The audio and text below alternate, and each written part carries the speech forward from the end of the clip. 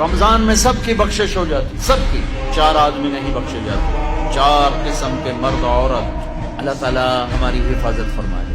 کسی بھائی میں یہ عیب ہے، ابھی سن کے توبہ کر لینا، مستقل شراب پینے والا، رمضان میں بخشش۔ ماں باپ کا نافرمان، ماں باپ کے نافرمان کے لیے تو میرے نبی نے کہا کہ اللہ ہر گناہ کی سزا موت کے بعد دے گا۔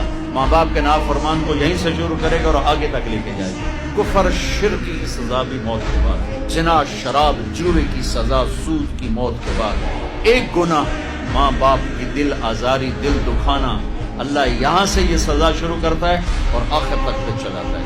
میرے نبی سے پوچھا گیا یا رسول اللہ قیامت کب آئے گی؟ آپ نے کہا اللہ کو پتہ ہے۔ تو کوئی نشانی بتائیں کہ جب ماؤں کو ذلیل کیا جائے گا قیامت آ جائے گی۔ تیسرا کون ہے؟ رشتہ داروں سے لڑنے والا، قریبی رشتوں سے لڑنے والا اور تعلق توڑنے والا، اس کی کوشش۔ چوتھا کون ہے؟ کینہ رکھنے والا، کینہ۔ ایک ہوتا ہے بغض، ایک ہوتا ہے کینہ۔ بغض کیا ہے؟ کہ مجھے انصر بھائی سے نفرت ہے، یہ بغض۔ اور کینہ کیا ہے؟ کہ میں ان کو نقصان پہنچانا چاہتا ہوں۔ تو یہ 4 برائیاں معاف نہیں ہیں۔